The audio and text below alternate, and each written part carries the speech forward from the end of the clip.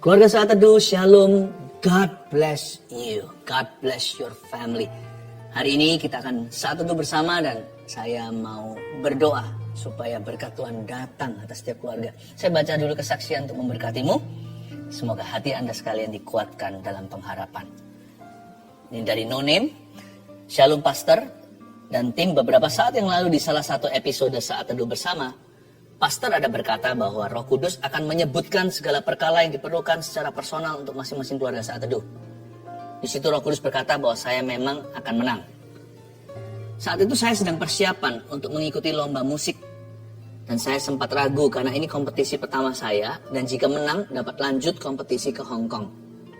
Sebelumnya Roh Kudus sudah berkata bahwa saya akan menang. Tapi saya nggak percaya. Dan saya saat itu ia mengatakannya lagi. Saya bertekad untuk tidak lagi percaya kepada perasaan atau pemikiran saya. Waktu Roh Kudus mengatakannya ulang. Tetapi tetap maju dan taat dengan iman. Puji Tuhan, saya beneran menang. Dan saya dapat melanjutkan kompetisi final di Hong Kong. Terima kasih Pastor, tim dan keluarga Saat Teduh bersama yang selama ini meneguhkan dan membantu saya ketika lemah dan saat saya bimbang. Puji Tuhan.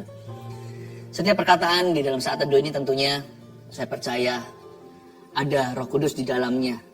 Dan kalau kita yakin ketika sebuah hikmat marifat diberikan, saya tahu ada pintu secara rohani yang terbuka.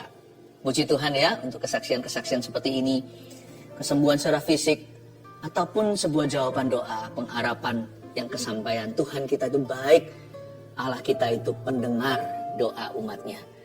Veronica, Shalom, saya mau memberi kesaksian mujizat Tuhan dalam hidup saya. Akhir tahun lalu saya berencana ingin beli satu kendaraan untuk antar jemput sekolah anak saya yang Juli 2022 sudah mulai masuk tatap muka.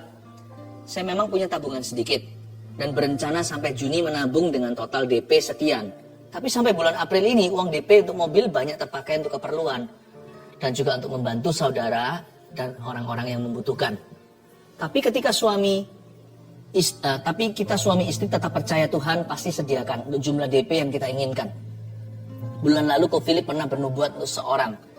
Kalau Tuhan ingin menyampaikan, aku yang bayar. Dari situ saya tiba-tiba menangis dan saya beriman itu pasti buat saya. Ternyata bulan April ini Tuhan memberi mujizat yang tiba-tiba.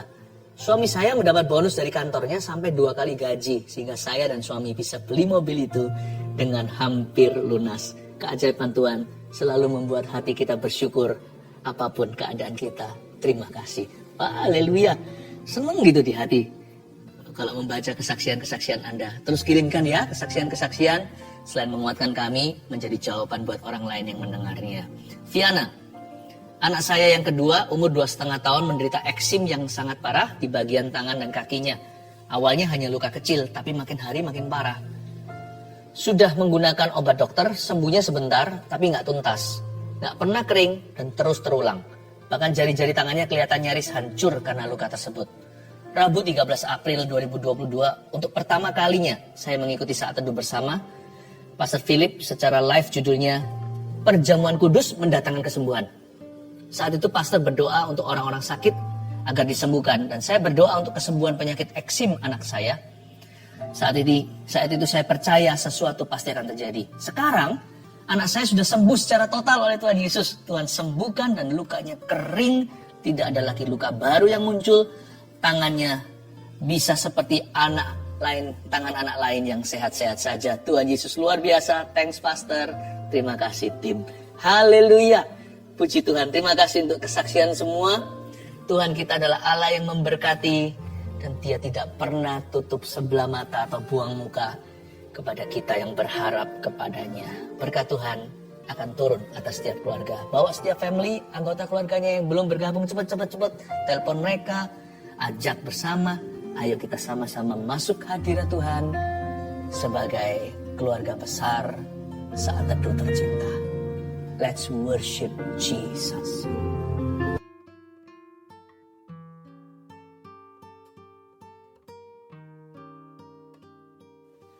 Selamat malam semua, apa kabar? Shalom. Dan kalau yang nggak live nanti menyaksikan video ini, di jam berapapun Anda menyaksikan ini, Tuhan ada di situ. Ya, kita mulai dengan kesaksian seperti biasanya. Live chat juga sudah buka. Ini kan YouTube Live. Anda bisa sampaikan permohonan doa. Mulai sekarang bisa komunikasi dengan kami. Tim sudah ready. Saya bacakan dulu kesaksian. Ini dari kesaksian saat teduh yang lalu. Yang ini namanya Indah. Bulan Juli salah satu saat teduh, Pastor Philip bernubuat bulan Agustus adalah bulan titik balik. Akan ada deal-deal yang dari Tuhan. Akan ada jabat tangan sebagai tanda kesepakatan. Saat itu saya menerima dengan bingung. Bagaimana caranya ya Tuhan, dalam waktu dekat ada rumah kami yang bisa deal. Usaha suami saya di dunia properti pengembang. Dan saya adalah agen properti. Akhir Juli kira-kira tanggal 28. Ada deal harga dan kami diberi DP salah satu rumah kami. Dan tepat bulan Agustus tanggal 6 kami ada jabat tangan di notaris. Transaksi jual beli. Seperti yang dinubuatkan Pastor Philip. Kemudian Pastor Philip doa minta perpanjangan waktu sampai bulan September. Dan benar-benar luar biasa Tuhan itu. Di akhir September kami deal harga lagi satu rumah yang lebih kecil. Dan tanggal 12 Oktober kemarin kami jabat tangan sekali lagi di notaris untuk pelunasan rumah. Padahal rumah ini sudah 3 tahun nggak bisa dijual. 3 tahun belum bisa terjual, tapi justru di saat pandemi malah bisa terjual dan cash lagi pembelinya. Dahsyat. Sungguh bersyukur buat apa yang Tuhan berikan kepada kami. Puji Tuhan. Saya senang sekali mendengarkan orang yang bersyukur ya. Tuhan itu baik. Yang ini kesaksian dari tim live chat, tim doanya. Jadi yang melayani nggak dilupakan ternyata. Give, it will come back to you. Ini agak panjang, kesaksian luar biasa. Kira-kira hampir 1 bulan saya sering gatal-gatal di seluruh badan, rasanya nggak enak. Seperti panas, perih, sampai mau garuk-garuk saja. Puncaknya hari Senin, 12 Oktober tiba-tiba dilekukan tangan seperti pecah-pecah kering. Lalu mulai mengelupas perih, warna merah dan keluar darah dikit-dikit. Lalu di pergelangan tangan kiri dan semua lengan saya seperti ada kulit mengkerut dan berubah warna jadi coklat seperti kulit kering. Lalu tanggal 14 Oktober saya tugas live chat. Jadi nggak dengerin Ko Philip saat teduh. Tapi saat itu suami saya mengikuti saat teduh bersama Ko Philip. Malam harinya saya sudah tidur. Sama suami saya saat teduhnya diputar ulang lagi. Saat di akhir Ko Philip bilang, ada seseorang perempuan yang Anda punya alergi tertentu. Itu ditimbulkan oleh lemak dalam tubuh Anda. Karena badan Anda gemuk, lifestyle Anda tidak sehat. Lemak itu membuat badan Anda gatal sampai dilekukan-lekukan tangan merah-merah seperti darah keluar. Dan Ko Philip bilang kalau Anda dijamah Roh Kudus saat ini dan Anda disembuhkan. Dalam sebulan berat badan Anda akan turun sampai 5 kilo. Lalu malam itu Sandy Imani namanya nih, dan doakan bahwa itu saya dan saya pasti disembuhkan. Waktu pagi hari bangun tidur sama Sandy, saya diputarin saat teduhnya Ko Philip, dan waktu Ko Philip bernubuat buat orang yang sakit gatal-gatal, kita langsung toleh-tolehan. Sandy cuma bilang, kamu gak doa sama Tuhan masalah gatalmu itu, tapi Tuhan tahu detail loh. Detil sekali segala yang kamu perlukan. Saya memang gak doa sama Tuhan masalah gatal yang saya alami, karena saya kira kulitnya kering saja karena jarang sekali punya waktu perawatan tubuh seperti dulu. #efek sibuk kerja. Terus juga jarang makan sayur. Saya baru sadar ternyata hal sekecil itu pun bahkan tidak saya pikirkan bisa jadi masalah kalau Tuhan tidak campur tangan. Tapi puji Tuhan, Yesus tahu apa yang saya butuhkan. Puji Tuhan sekarang sudah gak gatal lagi. Tangan yang bagian lekukan sudah kering, tidak merah-merah sampai seperti darah keluar. Lalu di lengan juga merah-merahnya sudah kering. Di pergelangan tangan juga perlahan kulit mengkerutnya memudar. Yang pasti sudah nggak perih lagi. Lalu yang lebih wow, berat badan saya setiap hari sedikit-sedikit turun. Belum drastis, tapi sekarang sudah 70 sampai 71 kiloan dari yang sebelumnya 76,4 kilo. Melalui kejadian ini saya belajar bahwa ketika kita belajar hidup sungguh dengan Tuhan, kita nggak usah khawatir tentang apapun, karena Tuhan sendiri yang turun tangan, yang cover kita hingga detil-detil hidup kita. Apa yang kita pikirkan, apa yang kita butuhkan, apa yang kita perlukan, bahkan sampai apa yang tidak kita pikirkan, yang tidak dilihat mata, tapi kita perlukan, Dia yang menyediakannya bagi kita. Vina dan Joel. Haleluya. Haleluya, saya terharu. Tuhan itu kerjanya dahsyat, nyata sekali. Hari ini giliranmu. Ayo bawa hati untuk menghadap Tuhan Yesus. Dan Insta Live juga sudah bergabung. Mari kita semua satukan hati, satukan iman, bahwa pengharapan kita yang pupus kepada Tuhan. Mari kita menyembah. Apa yang paling nikmat saat kita bersaat teduh, yaitu kalau kita berdoa dan membaca firman bersama-sama dengan keluarga. Saya berharap Anda satu keluarga juga sama-sama sudah siap menerima firman Tuhan hari ini. Saya bacakan dulu kesaksian untuk menguatkan Anda sekalian, sehingga berkat Tuhan akan mengalir dengan limpah, bahkan di dalam rumah tangga setiap keluarga saat teduh tercinta. Saya bacakan ya. Herlianti memberi kesaksian begini. Sejak saat saya mulai ikut saat teduh bersama, saya merasakan mujizat Tuhan. Ketika pastor doakan orang yang asma dan infeksi saluran kantung kemih, saya imani. Dan tanpa sadar saya sering kambuh infeksi saluran kantung kemih. Ternyata setelah didoakan pastor, tidak pernah kambuh lagi. Saya percaya Tuhan Yesus sudah sembuhkan saya. Anak saya dulu, kalau dia batuk dan tidak cepat diberi obat, biasanya bisa sampai sesak nafas. Dokter pernah bilang itu asma. Namun sekarang asma itu sudah tidak kambuh lagi. Walaupun anak saya kena batuk, puji Tuhan Yesus, ya sudah sembuhkan kami. Terima kasih Tuhan, terima kasih Pastor Philip. Tuhan Yesus memberkati pelayanannya. Haleluya. Asma, batuk, sakit apapun, yang ringan maupun berat, dalam Kristus selalu ada harapan ya. Ibu Linda, saya didiagnosa positif COVID-19 di awal Juni 2021. Awalnya, saya tidak merasa gejala apa-apa. Ketika saya konsultasi dengan dokter penyakit dalam, tidak ditemukan tanda-tanda penyakit COVID-19 itu. Dan saturasi saya pun baik-baik saja. Namun rasa takut dan sakit serupa mah itu selalu muncul saat subuh. Sakit sekali rasanya, sampai-sampai saya kesulitan untuk bernafas. Suami saya yang berbeda kepercayaan mulai mendoakan saya dan meminta saya mempercayai keyakinannya. Namun saya menolaknya dan tetap teguh percaya bahwa Tuhan Yesuslah satu-satunya juru selamat. Suatu hari ketika saya menyaksikan saat teduh bersama, Pastor Philip Mantova bernubuat tentang seorang ibu yang minum obat penenang dan obat mah, ibu itu akan sembuh total. Saya dikuatkan dan beriman bahwa hal itu adalah nubuatan untuk saya. Semenjak hari itu, rasa sakit dan kekhawatiran berlebihan itu perlahan-lahan hilang. Dan saya sudah jarang minum obat lagi. Jiwa saya makin dikuatkan, terutama melalui persekutuan dalam CG. CG di sini sel group ya. Banyak orang memiliki masalah jauh lebih pelik dari saya, tapi kami semua dapat tetap saling menguatkan. Saya percaya hanya Tuhanlah andalan saya. Haleluya. Bukan hanya disembuhkan, tapi juga memperoleh komunitas rohani yang saling menunjang.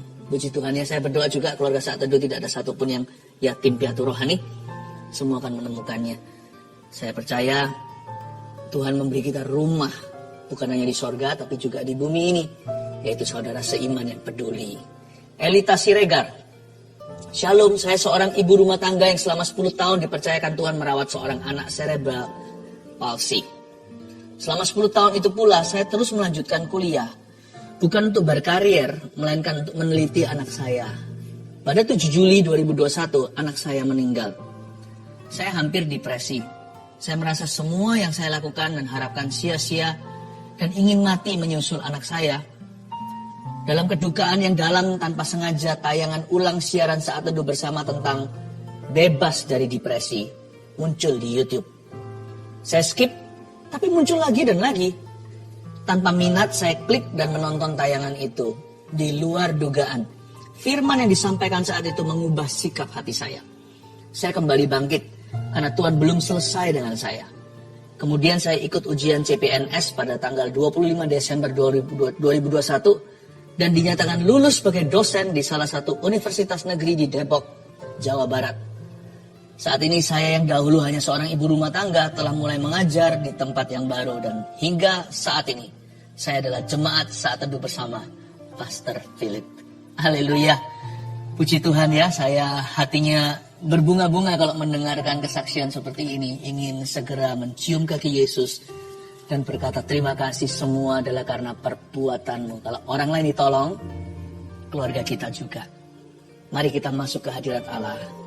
Come on guys, let's worship Jesus together. Hallelujah. Oh, hallelujah. Hallelujah.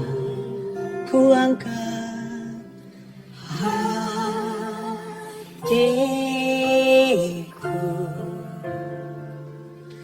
Ku pandang kekudusan-Mu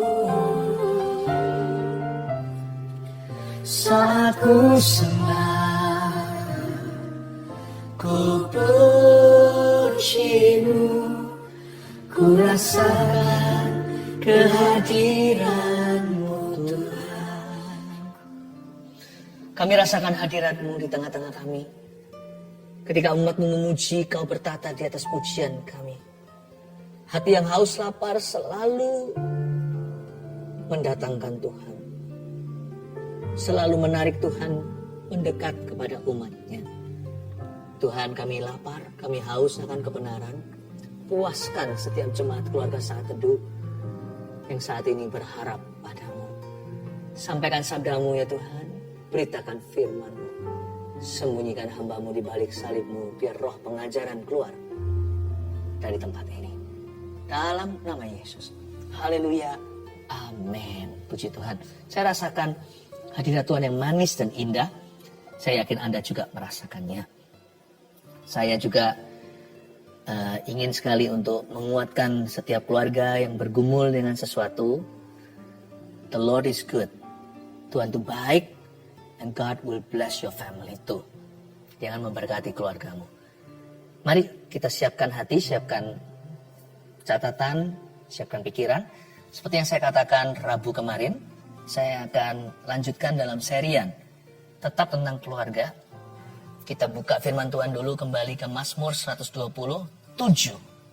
Ya, kalau Rabu kemarin 128, ini satu pasal sebelumnya. Beri judul apa yang mendatangkan berkat Tuhan dalam keluarga. Apa yang mendatangkan berkat Tuhan dalam keluarga. Kalau Anda lewat atau kelewatan hari Rabu kemarin, cepat saksikan rerunnya ya. Nggak live tapi Tuhan kita alive. Allah kita itu nyata. Oh iya, kalau Anda belum subscribe, cepat subscribe juga. Tekan tombol notifikasi supaya nanti diingatkan. Jangan ketinggalan ya. Dan juga jangan lupa untuk like juga. Saya percaya channel ini akan menjadi berkat dalam kehidupan Anda. Seriannya, kalau Anda luput satu, tolong susul kemudian. Segera setelah live sekarang ini, cepat rerun. Mazmur 127, saya bacakan dulu, ada totalnya 5 ayat. Berkat Tuhan pangkal selamat. Nyanyian ziarah Salomo. Jikalau bukan Tuhan yang membangun rumah, sia-sialah usaha orang yang membangunnya.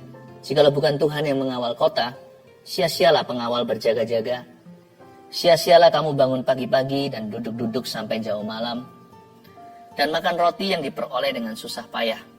Sebab ia memberikannya kepada yang dicintainya pada waktu tidur. Sesungguhnya anak-anak lelaki adalah milik pusaka daripada Tuhan. Dan buah kandungan adalah suatu upah. Seperti anak-anak panah di tangan pahlawan, demikianlah anak-anak pada masa muda. Berbahagialah orang yang telah membuat penuh tabung panahnya dengan semuanya itu.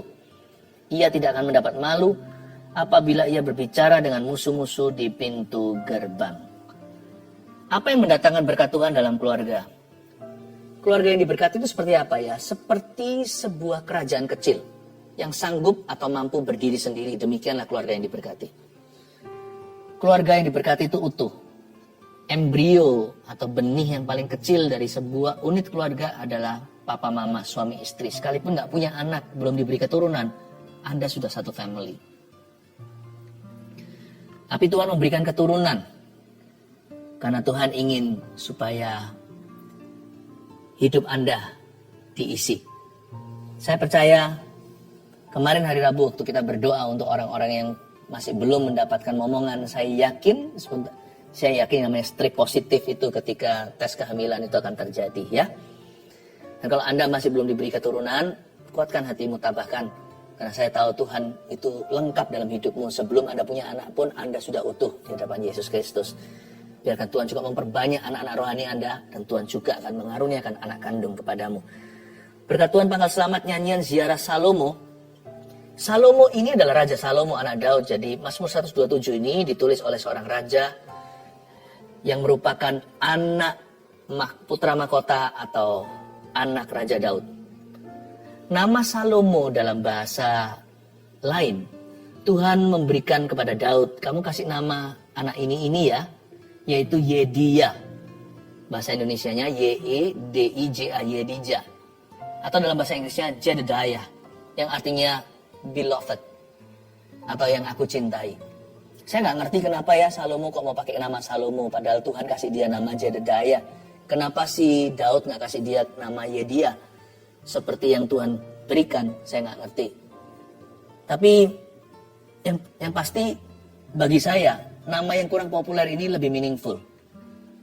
Selain Tuhan yang memberikannya, ada maknanya. Salomo lebih keren memang. Solomon, the king. Raja Sulaiman. Wah, kayak gimana gitu di Timur Tengah. Tapi Jedediah atau Yedia itu jauh lebih bermakna kalau menurut saya. I think Tuhan itu punya maksud tertentu memberi nama itu. Tuhan ingin dia ingat bahwa dia itu diangkat karena dicintai, bukan karena dia layak. Dia itu berhikmat karena dia minta. Sama, apa yang mendatangkan berkat Tuhan dalam keluarga, itu harus dimulai dari hati. Harus dimulai dari cinta kasih. Segala sesuatu yang dari berkat, segala sesuatu yang merupakan berkat Tuhan itu nggak datangnya dari harta. Itu hanyalah kendaraan saja. Kalau kita mau melihat Tuhan dalam keluarga kita, yang pertama dibangun adalah kerohanian. Bukan karirnya dulu. Bukan hobi apalagi. Yang pertama dibangun adalah hubungan. Dan terutama hubungan dengan Allah yang menjadi fondasi. Makanya di ayat pertama ini bukanlah suatu pesan untuk agen properti atau untuk developer. Jikalau bukan Tuhan yang membangun rumah, sia-sialah usaha orang yang membangunnya. Kata rumah di sini bukan house tapi home sweet home. Ya, membangun rumah itu tujuannya apa sih kalau bukan untuk keluarga?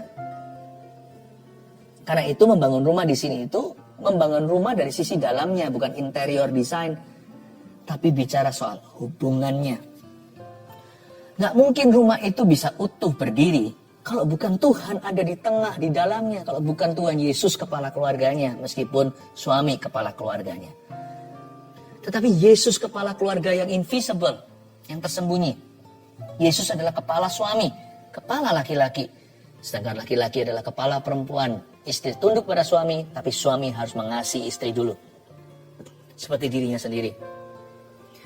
Ada sebuah moto dalam bahasa Latin ya, yang saya tahu sejak saya belajar sekolah Alkitab, Nisi Dominus Frusta. Artinya, tanpa Tuhan, without the Lord, frustration. Tanpa Tuhan, frustrasi itu betul. Tanpa Kristus di sebuah rumah, ujungnya frustrasi doang. Bisa punya uang, tapi isinya frustrasi. Nanti muncul makhluk-makhluk hampa, monster-monster kecil maupun monster-monster besar. Yang saya maksudkan bukan kuasa gelap atau roh jahat, tetapi hati manusia yang seperti donat ada lubangnya. Jikalau bukan Tuhan yang membangun rumah, sia-sialah usaha orang yang membangunnya. Jikalau bukan Tuhan yang mengawal kota, sia-sialah pengawal berjaga-jaga. Nggak perlu overprotective juga. Harta benda atau apa. Kalau Tuhan yang menjaga ya, semua akan jatuh pada tempatnya. Semua akan menemukan lokasi yang tepat dalam rencana Bapa. Yang pasti prioritasnya jangan terbolak-balik. Carilah dahulu kerajaan Allah dan kebenarannya. Baru segala sesuatu akan ditambahkan. Kalau Tuhan menambahkan sesuatu, cookie misalnya. Cookies itu kue-kue. Tuhan pasti kasih sekalian toplesnya. Kalau kita itu cari Tuhan ya, segala sesuatu indah pada waktunya. Everything finds its rightful place. Segala sesuatu menemukan tempatnya yang seharusnya. Laki-laki berfungsi sebagaimana harusnya sebagai imam dalam keluarga, seperti yang saya sampaikan sebelum ini, yaitu menjadi imamat dalam keluarga. Cowok yang masih bujangan, yang sudah mulai pacaran, imam bagi pacarnya. Semua itu kan udah pada tempatnya. Istri juga seorang wanita dalam rumah tangga mama. Tuhan akan penuhkan dengan kasih sayang dan ide-ide brilian untuk berbuat baik selalu. Perbuatan baik itu menjadi baju dandanan sang istri yang tidak kelihatan dari Tuhan. Sia-sialah kamu bangun pagi-pagi dan duduk-duduk sampai jauh malam. Ini bukan berarti anting lembur, sedangkan Salomo yang sama menulis di kitab Amsal, memuji-muji orang-orang yang bangunnya pagi-pagi untuk bekerja. Mereka yang banting tulang di ladang. Jadi ayat ini enggak mengkontradiksi tulisannya sendiri. Tapi Salomo berkata, kalau kita kira dengan banyaknya kita kerja ngelembur, mengumpulkan hoarding ya, artinya menimbun kekayaan. Salomo hendak berkata kepada kita, lu orang salah, kalian salah kalau berpikir demikian. Dikiranya dengan itu akan bahagia, you're wrong. Dan makan roti yang diperoleh dengan susah payah, sebab ia memberikannya kepada yang dicintainya pada waktu tidur. Makan roti yang diperoleh dengan susah payah ini dalam bahasa Inggrisnya bread of sorrows. Bukan roti yang diperoleh dengan susah payah. Bukan tenaganya yang jadi fokusnya, yaitu energi yang digunakan untuk memperoleh roti. Bukan, tapi roti itu sendiri di label susah payah. Mana ada sih orang mau beli roti yang mereknya susah payah? Pasti tulisannya delicious, yummy, yum-yum, atau roti apa yang menarik hati. Lihat aja sudah liur ludah. Atau diberi wangi-wangian atau wanginya roti. Sehingga dari luar itu kalau dia ada di sebuah mall ya kan, pelanggan ditarik masuk ke dalamnya. Mana ada orang atau pebisnis yang bodoh, seorang pengusaha yang bunuh diri dan menulis rotinya itu mereknya Sorrows. Apes, ya kan? Susah, sengsara, menderita. Silakan masuk ya di bakery susah, bakery sengsara atau menderita. Nggak ada yang mau masuk ke situ. Apalagi yang superstisi. Wah, takut menginjakkan kaki. Apa itu bread of sorrows? Kalau orang sungguh-sungguh menderita nggak akan punya roti. Roti itu barang mewah. Ya, kalau mereka waktu itu makannya ya mungkin roti tidak beragi atau apa. Ini roti yang diperoleh dengan susah payah. This is sophisticated bread. Ini bukan roti-roti yang plain itu. Ini nggak mungkin kalau orang itu sungguhan menderita, sungguhan sengsara, dia bisa makan roti.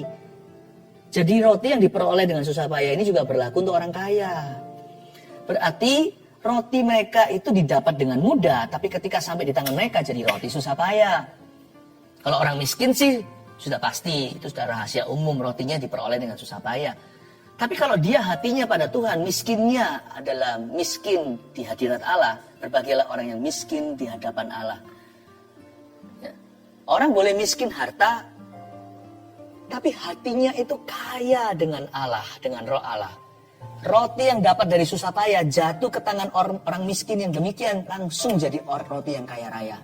Karena dimakan dengan senyum dan dengan tertawa. Dimakan dari hati yang berbahagia, hati yang gembira adalah obat semangat yang patah keringkan tulang. Ini bukan roti yang susah didapatkan.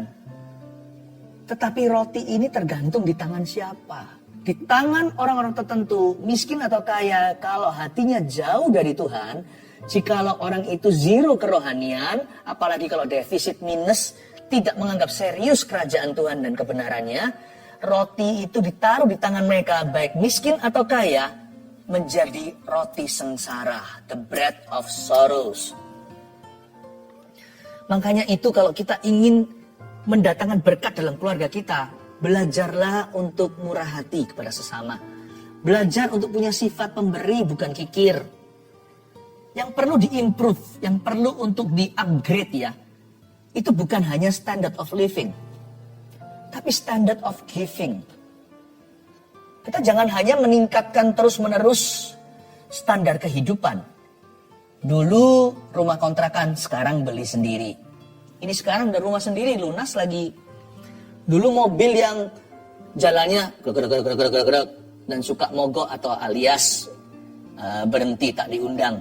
Mobilnya bisa stop tanpa peringatan.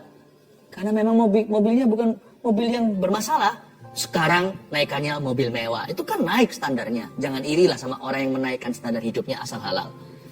Bersyukurlah untuk mereka. Siapa tahu, kita kan nggak pernah tahu, jangan menghakimi bahwa orang itu diberkati karena dia banyak memberi atau banyak menabur. Makanya Tuhan itu menunjukkan kuasanya. Jangan pernah kita iri hati. Nggak tahulah urusan orang itu dengan Tuhan. Urusi urusanmu sendiri. Ya. Tapi ada orang yang menabur, kata Alkitab. Ada orang yang menghambur-hamburkan, memberi tambah kaya. Tapi ada orang yang kikir, semakin miskin. Kita nggak pernah tahu ya. Pokoknya yang penting kalau kita mau ujilah diri sendiri. Bilang sama Tuhan, lihatlah apakah ada jalanku yang serong, tolong luruskan. Biar aku berjalan pada jalan-jalanmu yang kekal. Roti sengsara, bread of sorrows. Kalau kita nggak mau roti di tangan kita itu sengsara, maka kita perlu juga memperhatikan bagaimana kita memberi kepada orang lain. Keluarga yang nggak bahagia, tahu nggak, adalah keluarga yang kikir. Dan apa yang tidak mendatangkan berkat? Apa yang tidak mendatangkan berkat dalam keluarga kita? Yaitu roh yang kikir. Orang yang pelit hati tidak bisa mendatangkan berkat atas dirinya. Mana ada sih orang yang suka memberi dan berbagi itu tambah miskin? Ada, tapi sebentar aja dia akan melihat pemeliharaan dan akan melihat penyediaan Allah. Tapi Anda lihat, kebanyakan malah orang yang kikir, yang pelit, yang malah kekurangan. Ini bukan Injil kemakmuran. Injil kemakmuran itu bunyinya begini, ayo memberi pada Tuhan supaya kaya. Nggak ada kata supaya kaya. Memberi kepada Tuhan karena Allah kita sanggup memelihara. Memberi kepada Tuhan karena kita berhutang budi selamanya. Karena kita menerima dengan cuma-cuma, berikan dengan cuma-cuma. Kalau kita ingin mendatangkan berkat dalam ekonomi keluarga kita harus belajar untuk menabur. Supaya roti yang di tangan kita tidak menjadi bread of sorrows. Jangan melulu pikirannya menaikkan standar kehidupan. Bersamaan dengan itu, tidak salah menaikkan standar kehidupan, tapi jangan lupa juga menaikkan standar pemberian. Yang saya maksudkan, belajar jadi orang yang murah hati kepada sesamanya. Belajar jadi orang yang suka membantu, suka mengulurkan tangannya. Orang yang ringan tangan kepada sesamanya. Bantuan gak tentu dalam bentuk uang. Bantuan itu dalam berbagai macam cara yang kita bisa lakukan. Asal hati kita bersih, Tuhan pasti buat kita peka. Dan melihat kebutuhan orang lain, Tuhan bisa pakai kita untuk mengisi kebutuhan itu. Gak tentu materi. Bisa saja memberi waktu, memberi tumpangan, membantu seseorang untuk mengenalkan atau menemani orang dalam sengsaranya, menjembatani dengan siapa, ya, atau berbagi informasi. Nggak tentu materi dalam bentuk fisik, tapi termasuk juga jikalau memang itu kebutuhan. Kalau ada orang lapar datang ke kita minta roti, masa kita berkata God bless you my friend, let me pray for you? Yang dia butuhkan bukanlah doa, yang dia butuhkan makan. Lalu setelah itu doakan. Dan makan roti yang diperoleh dengan susah payah. Ini orang yang kikir, yang pelit, yang hanya mau bangun pagi-pagi duduk sampai jauh malam untuk dirinya. Sibuk membangun rumahnya, mengawal kotanya, jaga hartanya. Padahal Tuhan bilang sebab ia memberikannya kepada yang dicintanya pada waktu tidur. Ini maksudnya ya, berkat yang datang dari Tuhan itu nggak datang, tidak ditempelkan bersamaan dengan berkat itu penyakit-penyakit jiwa. Tidak ada yang namanya anxiety sicknesses. Tidak semua penyakit jiwa itu berarti gila. Tidak semua. Ada juga penyakit jiwa dalam bentuk yang paling mulus, kita nggak menganggap itu sebagai sesuatu overthinking misalnya. Orang yang terus kemana-mana was-was, yang menjadi seorang individu yang paranoid, takut ini, takut itu, sehingga tidak bisa bebas hidupnya. Hidupnya nggak bisa happy, nggak bisa plong. Dan selalu tercuri damai sejahtera dan sukacitanya. Saya nggak menyebut itu penyakit jiwa. Tetapi tentunya itu bukan normal yang Tuhan kehendaki atas hidup Anda dan saya. Dan berkat Tuhan kalau Tuhan berikan dalam kehidupan kita, tidak diberikan, tidak susah payah tidak menambahinya. Artinya berkat Tuhan itu akan mengalir alami. Dan tidak ada embel-embelnya lalu dikasih penyakit itu, penyakit ini. Berarti dari sini kita tahu bahwa penyakit panic attack, depresi, semuanya itu bukan dari Tuhan datangnya. Tuhan tidak memberi penyakit kepada kita. Sekalipun jikalau seolah-olah kelihatannya sepertinya Tuhan izinkan. Segala sesuatu yang baik dan benar, kata Yakobus, itu datangnya dari Bapa. Jangan sesat, Tuhan tidak mencobaimu. Tuhan sendiri pun tidak dicobai. Karena Tuhan itu tidak jahat, tidak ada pertukaran bayangan. Tapi kalau kita mengalami semua yang saya maksudkan tadi ini, panic attack dan segalanya, udah nggak usah kita cari tahu dari siapa, mengapa. Kata mengapa, pertanyaan itu nggak ada jawabannya. Daripada gitu, tanya aja who. Tanya pada dirimu sebuah pertanyaan satu kata, who atau siapa. Datang pada siapa ketika kita dalam masalah, ketika kita dalam pencobaan, ketika kita tertekan, saat kita berbeban berat, letih lesu juga. Kita datang kepada siapa? Jawabannya adalah Yesus. Datanglah kepadaku, marilah kepadaku semua yang letih lesu dan berbeban berat. Aku akan memberimu kelegaan. Pikulah kuk yang kupasang, kuk yang kupasang itu ringan. Makan roti yang diperoleh dengan susah payah sebab ia memberikannya pada yang dicintainya pada waktu tidur. Ketika Salomo jauh dari Tuhan, mungkin dia sudah mulai kurang tidur atau semacam insomnia. Mungkin dia ingatkan. Saya nggak tahu kapan Salomo menulis ini, waktu dia masih dekat sama Tuhan, masih takut akan Allah, atau ketika dia sudah murtad jalannya. Tapi yang pasti ini nyanyian ziarah Salomo. Mungkin di hari-hari itu ya. Hari-hari dia memerintah itu ada saat-saat di mana dia nggak bisa tidur. Dia ingatkan, hai Jedediah, my beloved, yang dicintainya. Itu kan namanya sendiri, yang dicintainya. Sebab ia memberikannya pada yang dicintainya pada waktu tidur, kita nggak sadari. Salomo ngomong tentang dirinya juga. Sebab ia memberikannya kepada Yedia atau Jedediah. Memberinya tidur pada waktu tidur. Kalau kita punya anak di benua yang lain, dia lagi sekolah, kuliah. Ini harafiah. Kita lagi tidur di situ, tuh Tuhan yang harus jaga anak kita. Karena di situ siang. Bahkan kalau seluruh keluarga Anda itu di satu kota, tidak antar benua, nggak ada perbedaan zona waktu. Waktu tidur malam hari itu pun Tuhan yang menjaga seluruh estate atau semua hak milik kita. Baik itu manusia maupun barang. Tuhan yang jaga. Bahkan Tuhan yang jaga kita dalam tidur kita. Jangan pernah take it for granted. Jangan pernah kita anggap enteng dan remeh. Tiap kali bangun tidur, kita bisa melihat matahari lagi. Harusnya kita berkata, thank you Jesus. I'm alive today. Tuhan yang jaga kita. Tapi berkat Tuhan itu datang tanpa anxiety sicknesses. Tidak pernah ada penyakit-penyakit embel-embel yang mengikuti. Jadi yang sakit datang dari siapa? Sakit termasuk beban berat. Datanglah pada Yesus. Sesungguhnya ayat 3, anak lelaki adalah milik pusaka daripada Tuhan. Dan buah kandungan adalah suatu upah. Seperti anak-anak panah di tangan pahlawan, demikianlah anak-anak pada masa muda. Ayat 3 dan 4 ini, apa yang mendatangkan berkat Tuhan dalam keluarga? Ya. Kalau Tuhan kasih anak, asal anak itu dalam pernikahan kudus, berarti berkat juga akan datang. Orang kuno itu ada benernya, banyak anak banyak berkat, tapi juga jangan sembrono. Punya anak seperti hewan berkembang biak, tapi nggak punya persiapan, makanya itu jangan sembarang menikah. Yang bujangan siapkan hati, siapkan dulu mental, siapkan dulu moral, siapkan dulu secara spiritual. Siap juga paling tidak punya karir, nggak usah muluk-muluk sih. Ada orang yang terlalu idealistis, harus punya segala sesuatu baru menikah.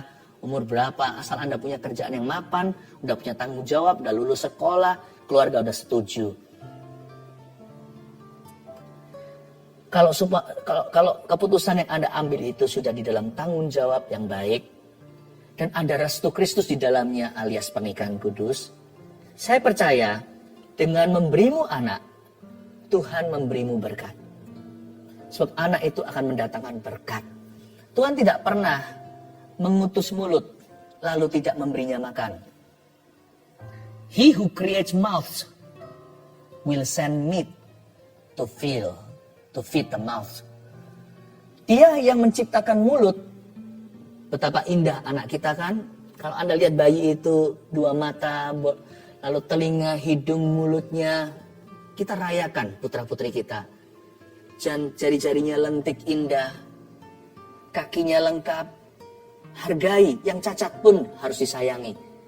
Apalagi yang lengkap juga, jangan keluhkan. Yang penting jangan beda-bedakan laki dan perempuan. Karena di Alkitab dikatakan anak lelaki itu milik pusaka. Perempuan tidak kalah, buah kandungan adalah upah. Mana lebih gede? Inheritance atau reward? Milik pusaka itu, milik pusaka. Tapi upah itu kan sesuatu yang dituju. Upah itu sesuatu yang di depan. Upah itu seperti, kalau ini semua udah beres, ini. Kuberi sesuatu. Kuberikan imbalannya. Berarti lebih besar daripada semua usaha kita dong. Kalau kita kerja keras 1 jam, lalu habis itu ujungnya dikasih gaji. Upah harian, berarti dia menghargai bahwa keringat kita itu dihargai dengan salary. Berarti salary itu melebihi keringat kita. Itu berarti inilah penghargaanmu. Karena itu jangan pernah keluhkan gajimu. Kalau sekarang itu yang Tuhan izinkan dalam hidupmu, itu melebihi keringatmu. Berarti semua hasil usaha kita dinilai dengan itu. Dan inilah penghargaannya di ujung hari atau ujung bulan. Tapi anak perempuan itu ternyata adalah sesuatu yang dinanti-nantikan. Jangan seperti orang-orang kuno atau kolot. Wah, perempuan, maunya cowok, maunya laki-laki. Anak perempuan itu sesuatu yang dinantikan 9 bulan. Wow, anak perempuan, keluar anak perempuan sungguhan. Yeay, happy, haleluya. Inilah upah atas semua penantian kami. Upah atas jeripayah, upah atas kesusahan kami di bawah kolong langit, di atas bumi. Tuhan memberi kami a daughter. Memberi kami anak perempuan. Nggak kalah dengan milik pusaka. Beda aja perannya. Sesungguhnya anak laki-laki adalah milik pusaka. Jikalau kita melihat satu keluarga anaknya banyak, kalau itu keluarga yang sehat dalam Tuhan, ya kan, jangan pernah berkata, anak banyak gitu, wow, gak bisa bayangkan pengeluaran mereka, salah. Justru karena anak banyak itu Tuhan kasih lebih banyak pemasukan. Supaya Tuhan yang memelihara, karena anak itu titipan. Sadarkah Anda yang saya katakan tadi, Tuhan yang ciptakan perut akan mengisinya. Tuhan juga akan kirimkan daging. Haleluya. Kalau kita selama ini meragukan putra-putri kita, ini untuk orang tua ya. Kalau kita meragukan mereka, dan mereka menjadi doubtful blessings, menjadi berkat yang meragukan. Nggak yakin aku. Itu karena yang salah, yang perlu introspeksi juga orang tua. Kenapa anak punya berkat itu diragukan? Karena kita adalah orang tua yang ragu-ragu. Kalau kita dikasih anak, laki atau perempuan, kita harus berkata, Tuhan tolong kami untuk mendidik dan membesarkan. Beri kami berkat untuk bisa besarkan anak ini dan jadikan. Jangan ragu. Jangan ragu berkatmu, jangan ragu berkat mereka.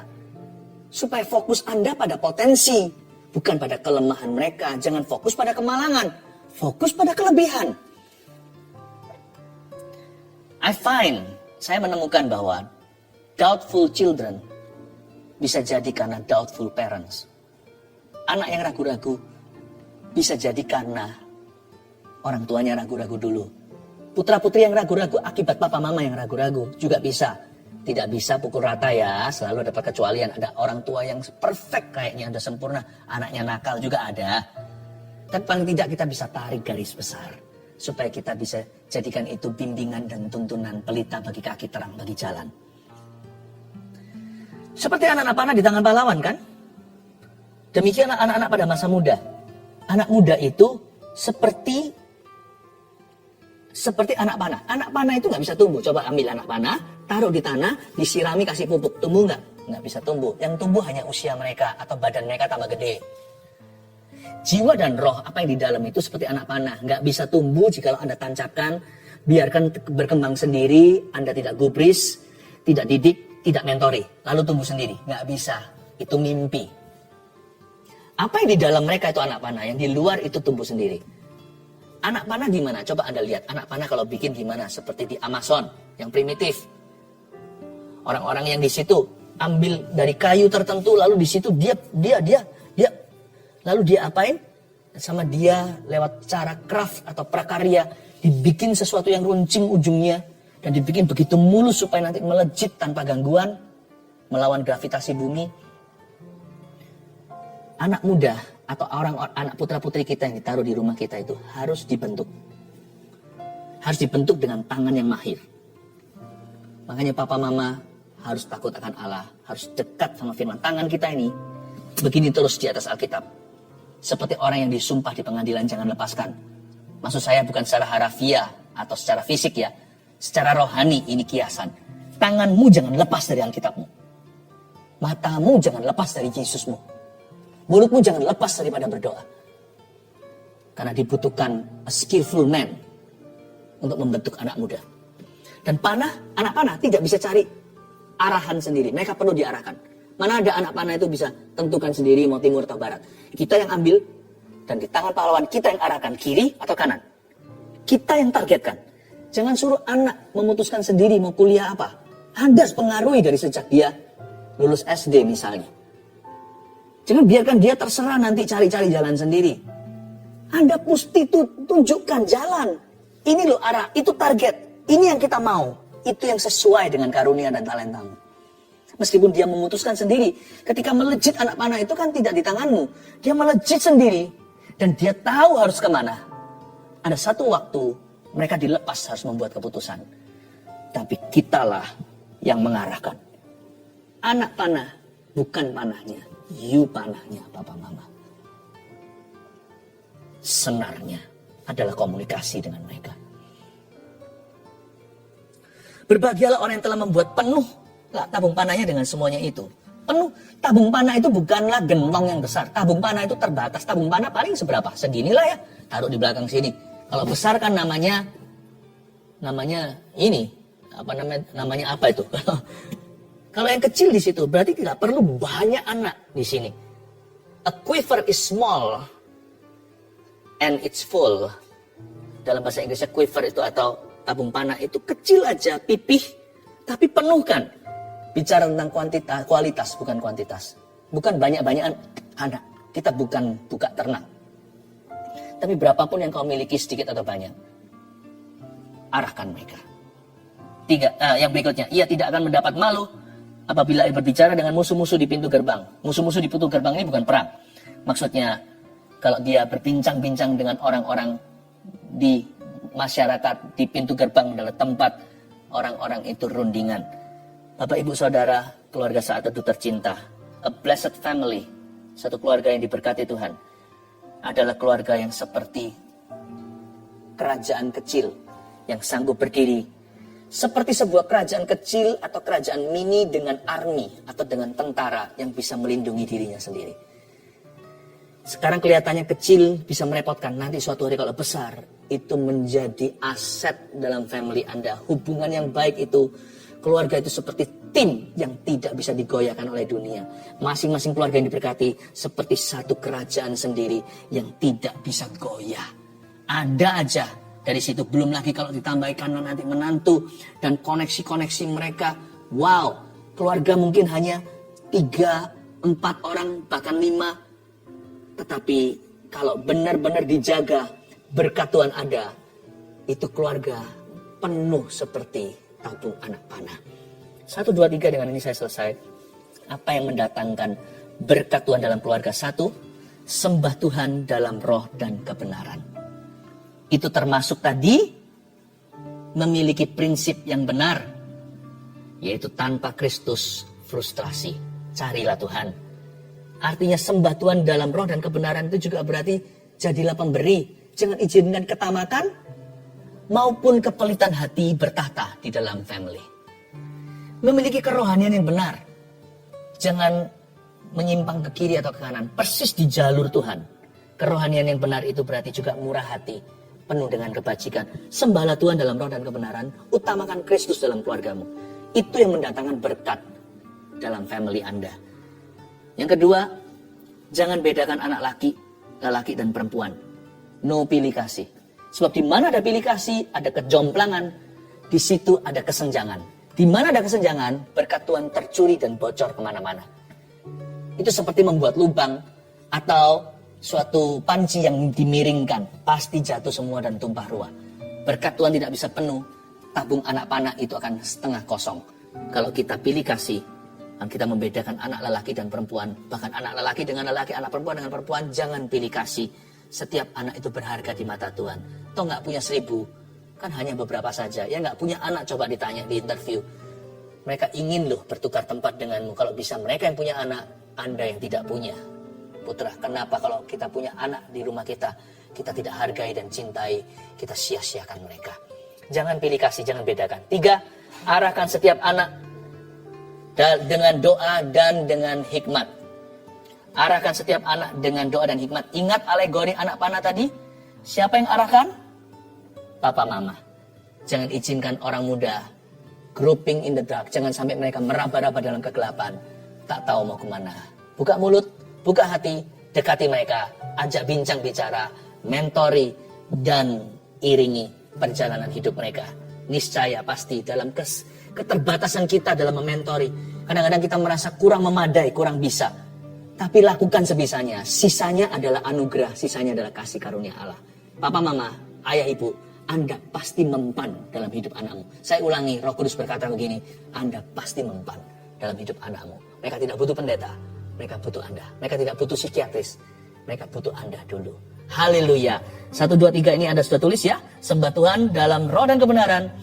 2, jangan bedakan anak lelaki dan perempuan. 3, arahkan setiap anak dengan doa dan hikmat. May God bless your family. Let's worship Jesus once again. Saya tergerak meminta Anda untuk menuliskan dalam kolom komentar dan di live chat, apa struggle atau pergumulan Anda dalam keluarga Anda. Maksudnya hubungan ya.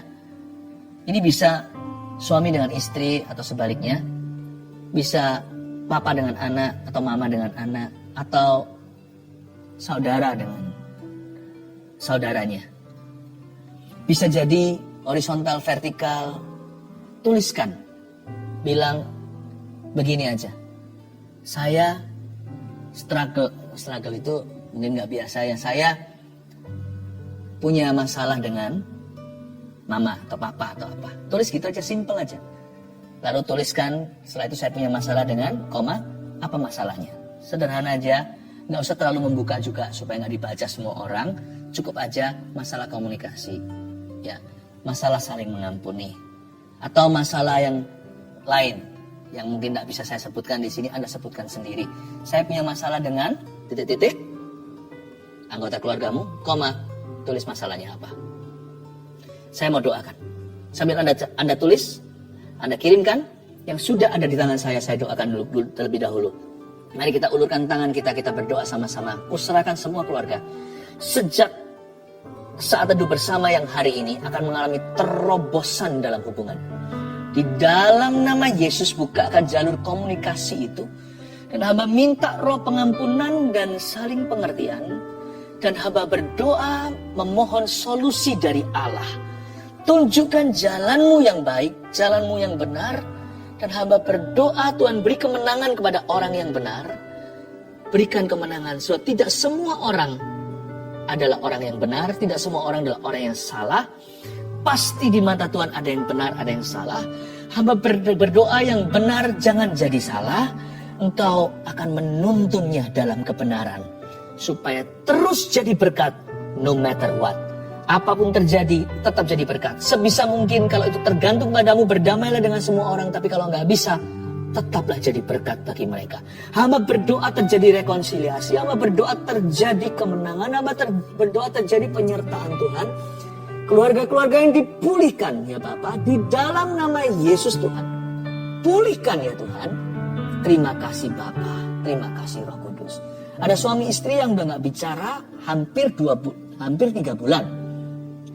Saya nggak ngerti Anda itu tinggal di mana, masalahnya apa. Bagi saya juga mind blowing sekarang 3 bulan hampir, belum tapi hampir. Ini jalan 3 bulan. Come on lah, speak to each other already. Anda berdua sibuk kerja sih, jadi paling cuma gitu aja, tapi nggak pernah bicara hati-hati. Sudahlah, kata Tuhan. Roh Kudus bilang sudahlah. Ada satu orang Parkinson. Ini orang tua Anda sedang berdoa keluarga saat teduh. Aku berdoa dalam nama Yesus Parkinson itu sembuh. Tidak lagi mengalami masalah. Dokter nanti akan mendiagnosanya. Malah dokter berkata mungkin dulu itu salah diagnosis. No, it was so. You get healed. Anda disembuhkan dalam nama Yesus. Ada satu orang lagi masih muda, umurnya 43 sekian. Tangannya tremor gitu, goyang begini terus. Ya, masih muda yang ini, goyang begini terus. Dan di dalam nama Yesus tangan tenang. Ulurkan tanganmu sekarang, saudaraku. Ulurkan tanganmu. Anda yang mendengarkan ini, ulurkan tangan Anda. Dalam nama Yesus, stop bergetar. Stop, Tuhan sembuhkan sampai ke seluruh badanmu hingga syaraf-syaraf dan otaknya. Dalam nama Yesus Kristus. Saya melihat ada satu orang perempuan, lehernya sini agak besar, sebelah sini. Ya, Anda mengalami tiroid dan sekarang lagi kambuh. Dulu sih nggak pernah kambuh, begitu-begitu aja. Tapi sekarang mulai kambuh. Mulai kambuh sejak Anda bersalin. Tuhan sembuhkan dalam nama Yesus. Anak yang Tuhan berikan itu berkat, tidak akan menjadi kutukan. Penyakit itu bukan datang dari anak. Anda jangan percaya setan berkata, tengking saja. Dalam nama Yesus, I speak healing. to you. Dan anakmu diberkati, mama yang melahirkan diberkati pula. Sembuh tiroid itu dalam nama Yesus, tak ada masalah yang sama. Aku patahkan familiar spirit in Jesus name. Terima kasih Tuhan. Tuhan baik sekali. Welcome di saat teduh yang sudah dinanti-nantikan semua orang. Hari ini kita mau masuk hadirat Tuhan, minta Tuhan menguji hati kita, sehingga hati kita senantiasa dibersihkannya. Sebelumnya saya bacakan kesaksian terlebih dahulu untuk menguatkan iman setiap orang yang bergumul dengan sesuatu. Yang ini dari Jasmine di New York. Shalom Pastor Philip dan tim. Saya tinggal di New York hampir 10 tahun bersama keluarga. Di sini saya pelajar dan mengambil sekolah kedokteran. 2 tahun terakhir ini adalah masa yang sangat sulit untuk saya karena nilai ujian screening untuk masuk sekolah kurang baik. Dari apply sekian banyak sekolah, saya tidak dapat interview. Saya merasa lelah dan mau menyerah untuk menjadi dokter. Tapi Tuhan Yesus kita sangat baik dan selalu tepat waktu di dalam bekerja. Di salah satu saat teduh Pastor Philip di awal tahun ini, saya dengar bahwa ada anak yang akan masuk sekolah kedokteran. Pastor Philip bilang untuk coba lagi dan jangan menyerah. Pastor juga bilang, selamat, Anda akan menjadi dokter. Di saat itu hati saya tergerak untuk berdoa dan meminta, serta mengimani bahwa itu juga rencana Tuhan Yesus untuk saya. Singkat cerita, saya sudah diinterview dan diterima di sekolah kedokteran di Amerika 1 bulan yang lalu dengan beasiswa yang cukup besar. Lalu ada lambang smile-nya. Tuhan Yesus sungguh sangat baik, bisa menyampaikan isi hatinya lewat Pastor Philip. Terima kasih Pastor dan tim GMS. Semoga kesaksian ini bisa menguatkan para pelajar yang mau merintis karirnya. Tuhan Yesus selalu punya rencana yang baik dan Dia selalu tepat waktu. Amin. Senang ya? Nah, nanti kalau saya jadi dokter, gak boleh lupa sama Tuhan. Selalu lakukan kehendak Tuhan melalui profesi Anda. Elizabeth, bulan Desember saya mengaminkan apa yang saya dengar dari Pastor Philip tentang tiroid yang disembuhkan oleh Tuhan Yesus. Waktu itu hasil ekografi tiroid stadium 4. Karena banyak masalah, saya menunda cek ke dokter spesialis. Tapi saya percaya Tuhan sanggup sembuhkan. Tepatnya tanggal 29 Maret saya akhirnya ke dokter spesialis dan saya melakukan tes scintigraphy pada 6 April di rumah sakit. Puji Tuhan, hasilnya menunjukkan tidak ada tiroid. Semuanya normal. Sungguh tidak berkesudahan. Kasih setia Tuhan. Terima kasih Pastor Philip dan tim atas pelayanannya. Lisa Anggraini. Saya ingin bersaksi tentang kebaikan Tuhan sekitar awal Maret. Saya terserang vertigo yang sangat parah sehingga harus dilarikan ke rumah sakit untuk dirawat sementara. Setelah itu rasa pusing dan sakit di kepala tidak kunjung hilang selama 2 minggu. Saat mendengarkan saat teduh tanggal 13 Maret 2021, Pastor Philip mendoakan agar penyakit vertigo beserta semua gejalanya dipatahkan dan disembuhkan dalam nama Yesus. Saya imani itu untuk saya. Seketika itu juga rasa pusing dan tidak enak di kepala saya hilang seketika. Saya bersyukur tidak pernah kambuh lagi hingga hari ini. Tuhan itu baik. Terima kasih atas pelayanan pastor beserta seluruh tim. Puji Tuhan, banyak orang mengalami mujizat. Mari kita doakan hari ini giliran Anda yang menanti-nantikannya. Tapi sebelumnya, mari bawa hati kita. Biar Tuhan selidiki, biar Tuhan murnikan, dan biar Tuhan menjamahnya. Haleluya. Tablet ini tumbang tangan, tapi sebelumnya saya beritahu apa yang saya rasakan. Saya rasakan ada di antara Anda, tidak sedikit sebenarnya, yang bergumul dengan penolakan manusia. Sebagian disakiti teman, pacarnya, atau ex-nya, bahkan suami atau istrinya. Dan tidak sedikit juga yang berurusan batinnya dengan orang tuanya.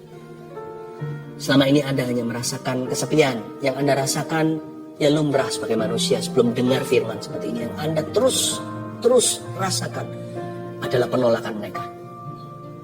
Hari ini bertobatlah. Hari ini bertobatlah. Bilang sama Tuhan Yesus, ampuni aku, selama ini aku lihat lubang donatnya. Sementara selama ini kau selalu menungguku, menyambutku, kau membelai aku. Saya bisa rasakan di belakang saya ini seperti semutan. Dan saya tahu hal-hal seperti ini peka.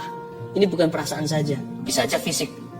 Tapi bisa saja tubuh saya menangkap sinyal-sinyal hadirat Tuhan ada di sini. Seperti ada belayan-belayan Saya rasakan belayan itu sebenarnya untuk Anda. Saya hanya menjadi kepanjangan lidah. Lalu di antara Anda sekarang, beberapa orang merasa seperti di lehernya sini seperti ada sesuatu yang naik turun.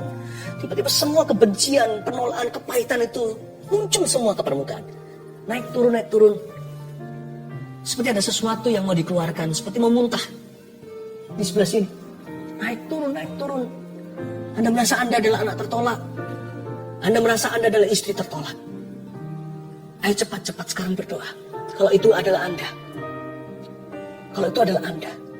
Sekarang ulurkan tangan ke depan aja sambil saya pegang tablet ini dan sekalian mendoakan untuk semua orang. Ulurkan ke depan. Tuhan Yesus. Bilang sama saya, Tuhan Yesus, ampuni aku selama ini lihat lubang donatnya. Mulai hari ini yang kurasakan adalah kasih, bukan penolakan manusia. Yang kurasakan adalah penerimaan Allah. Terima kasih Engkau sayang padaku. Aku tidak mau berhubungan lagi dengan roh kepahitan ini dan roh penolakan ini. Aku putuskan di dalam nama Yesus. Aku perintahkan setiap roh penolakan untuk meninggalkan orang-orang itu sekarang. Di dalam nama Yesus Kristus. Keluar. Di dalam nama Tuhan Yesus Kristus. Tinggalkan orang-orang yang kau jajah bertahun-tahun ini. Kau roh penipu, roh najis, roh kepahitan, roh penolakan yang naik turun di leher orang itu. Seolah-olah semua gelembung itu keluar, semua memori itu datang. Aku perintahkan di dalam nama Yesus untuk kau meninggalkan mereka. Dan jangan pernah kembali, jangan ganggu mereka lagi. Karena mulai hari ini mereka akan merasa dikasih. Dan orang-orang ini akan bertumbuh dalam kasih karunia. Terimalah roh pengampunan, ampuni setiap orang yang melukaimu. Sembari Anda minta ampun sama Tuhan, karena tidak jarang Anda yang melukai orang. Tapi sekarang terimalah pengampunan, sambil terus semuanya diulurkan tangan, diangkat tangannya. Dan permohonan doa terus masuk tablet yang saya pegang dan juga dipegang oleh tim saat ini. Oh Tuhan, terima kasih. Oh Ramakapataka Maya Ramataka. Roh Kudus jamah, Kau mengasihiku. Tetap diulurkan tangannya. Roh Kudus akan minister to you. Lebih dari yang kuduga, bahkan di saatku. Thank you Lord. Tiada menyadarinya, Kau sentuh hatiku dengan kasih yang sempurna. Kau menyayangiku lebih dari yang saudara-saudara yang mau berdoa untuk memperoleh keturunan yang selama ini belum diberkati dengan momongan, Anda letakkan, kalau suami istri di sini, kalau Anda sama-sama saat teduh, please gandeng tangan. Mama atau sang istri bisa pegang ke perutnya sebagai simbol aja kekandungannya, atau bisa bergandengan tangan dengan pasangannya. Tuhan Yesus, hamba berdoa. Simpel saja doa, tidak seperti orang Farisi yang bertele-tele. Aku berdoa untuk momongan yang dari Engkau, yang terbaik dari yang pria maupun yang wanita, dari suami maupun istri. Ya Tuhan Yesus, Kau titipkan ke dalam kandungan itu. Hamba berdoa di dalam nama Yesus untuk bibit unggul, benih-benih yang ilahi. Ya Tuhan, keturunan-keturunan yang diberkati. Ingatlah mereka ketika hari ini suami istri ini berdoa. Ingatlah mereka. Ku berkati di dalam nama Yesus kehidupan di dalam sang suami, dalam tubuh sang suami, benih di dalam diri sang suami, dan ku berkati kandungan di dalam tubuh sang istri. In Jesus name, mulai sejak saat ini Tuhan akan membuka tingkap langit dan mendengarkan doa ini dan menjamah. Letakkan tangannya semuanya. Ada seorang anak yang baru saja ulang tahun 4 tahun. Anda berkata seperti ini, orang tua, aku percaya nanti ulang tahun ini ada mujizat terjadi. Dia berbicara, tapi sampai sekarang belum berbicara. Waktu kemarin dia ulang tahun, Anda kecewa sekali rasanya kok Tuhan tidak dengarkan doa. No. Yesus datang terlambat untuk membangkitkan 4 hari, ingat? Dia sudah